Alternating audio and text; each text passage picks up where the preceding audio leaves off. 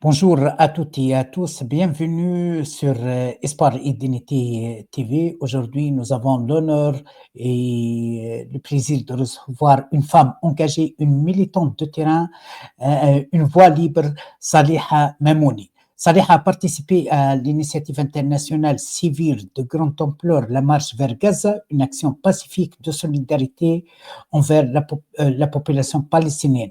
Mais ce geste de paix a été violemment réprimé. Il a subi, comme tous les participants et les participantes, des violences physiques et psychologiques de la part du régime égyptien et de ses milices, uniquement pour avoir voulu franchir la frontière de Rafah afin de faire entendre une cause humaine et juste. Dans cette interview exclusive, elle revient sur son engagement, ce qu'elle a vécu et son regard sur les luttes citoyennes aujourd'hui.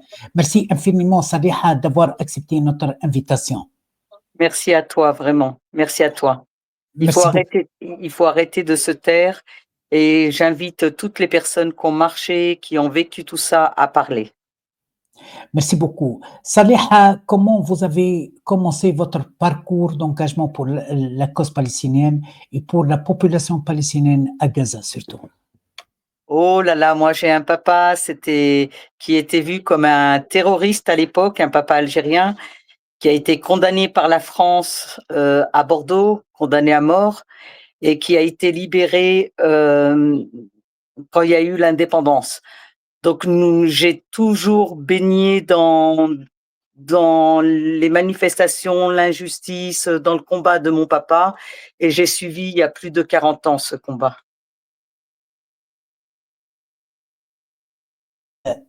L'initiative de la marche vers Gaza, pouvez-vous nous expliquer ce qui était cette marche, ses objectifs, sa portée, quels étaient les principaux obstacles logistiques et politiques que vous avez vécu? Alors j'ai été contactée par Samuel qui m'a Il est temps, oui. voilà, qui m'a dit écoute, il y a une marche qui s'organise, un monsieur de France qui s'organise. Est-ce que tu veux être des nôtres? Et puis j'ai même pas réfléchi, j'ai dit oui.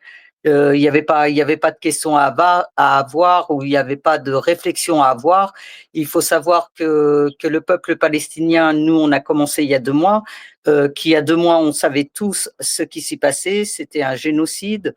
C'est la famine qui est arrivée. C'est vraiment catastrophique ce qui s'y passe. Et on s'est dit, bah, pourquoi pas faire cette marche de paix, réunir mondialement des personnes autour de cette cause et aller en Égypte, pas pour traverser, je précise bien, Rafah, Gaza, mais pour aller à Rafah, demander un cessez-le-feu, faire passer les camions humanitaires qui ne passent pas, et surtout dénoncer nos gouvernements occidentaux qui sont complices de tout ça. Donc, nous, si nos gouvernements occidentaux faisaient quelque chose, reconnaissaient la Palestine, reconnaissaient les droits que devrait avoir la Palestine, nous n'aurions pas eu à faire cette action. Comment s'est déroulée votre arrivée en Égypte? À quel moment avez-vous senti que la situation devenait dangereuse? Alors déjà le 10, moi je suis partie le 12, le 9, le 10, j'avais accès parce que j'étais admin dans le groupe français, algérien, suisse, international, et je voyais que les gens se faisaient arrêter à l'aéroport, je voyais que les gens étaient arrêtés dans leur hôtel. On n'avait plus de nouvelles d'elles, une inquiétude très grande est montée depuis le 9, le 10. Je voyais aussi que les Suisses n'étaient pas arrêtés. Souvent, c'était des Français d'origine maghrébine, mais ils ont carrément arrêté des avions français à l'aéroport et remonté tout le monde, même les touristes qui étaient là pour ne pas, qui venaient en Égypte pour ne pas participer à la marche. Ils ont re-rempli des avions pour repartir chez eux. Il y a eu de grosses arrestations. Oui. Pouvez-vous nous parler des violences que vous avez subies et avec les autres militants et comment vous avez réagi face à ces violences et pour les suites policières, l'harcèlement et tout. Alors, ce qui a été fait, c'est que depuis un mois et demi, voire non, bien un mois et demi, les 54 délégations, dont 80 nationalités, ont tous demandé à l'ambassade, auprès de l'ambassade égyptienne, un courrier leur demandant d'encadrer cette marche, de nous autoriser à aller à Rafah, et on appelait à l'aide l'Égypte vraiment pour qu'ils nous accompagnent. On n'est pas contre l'Égypte, voilà. On leur a demandé leur aide. N'ayant pas reçu de réponse, il y a 2 semaines, chaque délégation est retournée auprès de l'ambassade égyptienne, refaire des autorisations, mais malheureusement, ils ne nous ont pas répondu oui et ils ne nous ont pas répondu non. Donc, vu qu'ils ne nous répondaient pas non, on s'est dit que peut-être arrivé là-bas, ils nous autoriseraient à aller jusqu'à Rafah et qu'ils étaient de notre côté. Et en fait, ce qui s'est passé, c'est que le 13 au matin, on s'est retrouvés sans les bus de l'ONG parce qu'elles travaillaient avec l'État, donc elles ont dû être, je ne sais pas, mais interdites de participer à cette marche.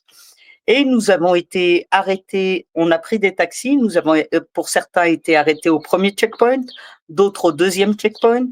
Moi, au troisième checkpoint, avec d'autres participants que je remercie vraiment parce qu'ils nous ont sorti la guitare pour que ça passe un peu plus vite, ils nous ont retiré les passeports et les participants, on en riait un peu, on n'était pas encore conscients du danger qu'il y avait. On ne pensait pas que l'Égypte allait nous mettre en danger. Ils nous ont ramenés par la suite au deuxième checkpoint. Et là, arrivé au deuxième checkpoint, on était plus de 2000 personnes de différentes nationalités, très solidaires. Il y avait des gens qui nous apportaient de l'eau. Il y avait des gens qui s'inquiétaient de nous. Enfin, une vraie solidarité que j'ai rarement ressentie autour de la même cause. Il y avait des slogans, il y avait des gens qui parlaient en arabe. Enfin, il n'y a pas eu de différence entre le Marocain, le Tunisien, l'Algérien, le Français. Enfin, tout le monde s'aidait. Vraiment, vraiment, vraiment. C'était rempli d'amour et on était tous là pour la Palestine. On était tous là dans l'espoir de faire quelque chose contre ces génocides, de pouvoir faire rentrer les camions, l'aide humanitaire, les camions pour la santé et vraiment une grande cohésion. Puis après, à un moment, c'est la police a commencé à nous encercler. Et il n'y avait plus la référente française, il n'y avait plus les référents suisses. Et moi, comme j'étais admin dans tous les groupes, eh ben j'ai demandé aux Suisses et aux Français de s'asseoir par terre. Je leur ai directement dit, quand on s'est fait encercler par la police, s'il vous plaît, téléphonez à votre contact en France ou en Suisse, dites-leur ce qui se passe en Égypte et donnez-leur des téléphones d'urgence que j'avais transmis dans les différents groupes. S'il nous arrivait quelque chose, qu'ils puissent se tourner vers un téléphone d'urgence. Donc les gens, tout de suite, ont téléphoné à leur famille, mais on savait pas ce qui allait nous arriver. On a vu juste la police nous encercler. Puis par la suite, ça a dégénéré. Par la suite, ils nous ont coupé les lampadaires de l'aire de repos. Donc, ils pensaient que nous serions tous dans le noir. Mais comme on était des marcheurs, on avait prévu de prendre des lumières torches pour la marche. Donc, on a allumé nos lumières torches. Et quand ils ont vu ça, ils ont réallumé l'aire de repos. Mais si nous n'avions pas les lumières torches, je pense qu'ils nous auraient tabassés dans la nuit, en fait. Et il y avait une milice. Comment vous expliquez l'agissement de l'autorité égyptienne depuis 17 mois, depuis le commencement de ces génocides, la fermeture des frontières, l'incapacité de fournir de l'aide, collaboration presque avec l'autorité israélienne, violence physique et morale exercée sur les Palestiniens, et maintenant c'est votre tour. Comment expliquer ça? Alors, on sait pratiquement tous que l'armée, comme la police égyptienne, est financée par le gouvernement américain. Leur salaire est financé par le gouvernement américain. Ça, moi, je boycotte depuis des années. Hein. L'Égypte, ça vient pas d'aujourd'hui. Et voilà, l'Égypte, comme beaucoup de pays arabes, sont un peu en train de suivre une politique qui n'est pas celle de l'humanité, mais qui est plutôt celle du porte-monnaie. Enfin voilà, ils mangent tous à la même table pratiquement. Ils mangent tous à la même table. En ayant des beaux discours à la télé pour la Palestine et tout, mais dans les actes, ils sont pas palestiniens. Oui. Quels ont été les impacts, Saliha, de cet événement sur votre vie personnelle et militante? J'ai constaté qu'il y a des traumatismes encore. Oui, Euh, oui, je suis rentrée. Il est vrai que je pleure maintenant un peu souvent et je ne sais pas pourquoi. Je continue à soutenir les marcheurs qui sont partis là-bas parce qu'ils avaient comme référence Juliette, je m'appelais, ils avaient comme référence l'admin des groupes, les référents, je ne sais pas s'ils sont contactés ou pas, mais moi je suis restée jusqu'au bout sur place. Je suis pas partie tant que le groupe français et suisse n'était pas entré dans un bus. Je suis vraiment restée jusqu'au bout pour les Suisses et les Français dont je me sentais responsable. Donc les gens m'ont téléphoné parce qu'ils ont été blessés. Il y avait des familles qui me téléphonaient pour savoir où étaient les leurs. Il y a eu des bus qui sont partis vers l'aéroport et ils ont été arrêtés, les gens. Il y a eu des bus, on nous a relâchés au bord d'une autoroute sans savoir où était le Caire. On a subi des violences. On a été soudés, mais on a été soudés sous adrénaline sans vraiment comprendre ce qui se passait. On comptait tous à un moment pouvoir négocier et qu'ils arrêtent toute cette violence envers nous, toutes ces arrestations et qu'ils nous disent bon bah ok maintenant allez jusqu'à Rafah, allez-y. On était là vraiment pour la Palestine.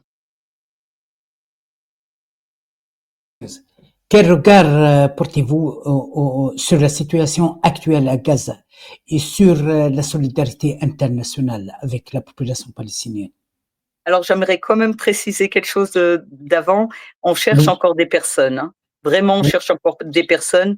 Je vais vous mettre un lien dans les commentaires si vous pouviez contacter cette personne, dire que vous êtes bien rentré, que on cherche encore des personnes. Le plus gros va partir demain. On sait que les vols égyptiens ont commencé à être fermés aujourd'hui pour l'Oman et d'autres pays, mais pas encore vers l'Europe par rapport à la situation iranienne et israélienne, mais on cherche encore des personnes et j'insiste là-dessus si vous pouviez nous aider. Merci beaucoup. Saliha, la situation actuelle à Gaza aujourd'hui, comment Elle est catastrophique. Non seulement on les déporte pratiquement tous les jours. Moi, je vous imagine déplacer une tente tous les jours. Il y a beaucoup d'enfants orphelins, il y a beaucoup de personnes blessées, il y a beaucoup de personnes qui meurent aujourd'hui de faim, qui meurent de faim. Il y a des personnes bombardées, il y a Gaza qui est partagé en quatre, il y a environ 2 millions de population, on parle de 55 000 morts, mais c'est 55 000 morts déclarés à l'hôpital, il y a des personnes qui enterrent directement leurs morts, ils ne sont pas comptés, il y a des personnes sous les décombres, la situation est catastrophique et nos gouvernements sont complices. Nos gouvernements pourraient dire stop et arrêter d'armer ce pays qui se permet un peu tout et qui est en dehors des lois. En fait, depuis 19 mois, moi j'ai appris que l'ONU ne valait rien, que le CPI ne valait rien, la Cour internationale de justice ne vaut rien. On va vers quel monde en fait? on, on, on a fait pour la Russie ce qu'on autorise pour Israël et on les applaudit encore. Mais ce que je vois dans la population du monde entier, c'est que les gens sont contre cette politique. On a beaucoup plus de participants dans les manifestations. Et je tiens à préciser que les Juifs sont parmi nous dans les manifestations. Les Juifs ne représentent pas Israël. Je tiens vraiment à préciser, il y a une humanité qui est contre ce génocide. Mais malheureusement, c'est les politiciens, c'est ça qu'il faut dénoncer. D'ailleurs, j'avais fait une vidéo, je ne sais pas si tu l'as vue, où oui, j'ai oui, montré Français, Algériens, on était tous unis. Il faut pas croire, on est contre tout ça. Mais l'humanité. malheureusement, même un mouvement pacifiste est arrêté. Donc, on ne sait plus quoi faire. On ne sait Oui. plus quoi faire. Quels seront vos projets actuels et pour le futur en lien avec votre engagement pour les Palestiniens? Alors, je continue. Moi, ils m'ont encore plus déterminé à continuer à dénoncer tout ce qui s'y passe. Malheureusement, je ne sais pas si tu as vu dans les réseaux, on est un peu on a un peu moins de visibilité, on nous coupe un peu des vidéos de ce qui se passe là-bas, donc on fait très attention à nos vidéos. Il y a, tous les soirs à la gare de Fribourg, par exemple, 1 heure dans le silence, Oui. manifestation dans le silence avec les drapeaux palestiniens. Ça, c'est pas moi qui suis dans le projet, mais je participe de temps en temps quand je peux. Et il y a une marche qui part vendredi vers Berne. Il y a une manifestation à 4 heures à Berne. Et il y a une marche qui part vendredi à 13 heures de la Poya. Ils dorment dans un camping le soir et ils rejoignent la grande manifestation de Berne. En fait, c'est des marcheurs et d'autres personnes qui veulent les rejoindre qui vont faire les 50 kilomètres qu'ils nous ont pas autorisés à faire là-bas. Merci infiniment, Saliha, pour votre force, votre sincérité, votre engagement, votre témoignage nous rappelle que la solidarité avec la population palestinienne n'est pas un mot vide, mais un acte parfois dangereux, toujours nécessaire. Si cette interview vous a touché, n'hésitez pas à liker, partager, abonnez-vous à la chaîne et surtout faites entendre ces voix qu'on veut faire taire ensemble. Restons humains. Merci beaucoup, Saliha, et à bientôt. Merci beaucoup. Merci beaucoup. Salam alaikum. Merci.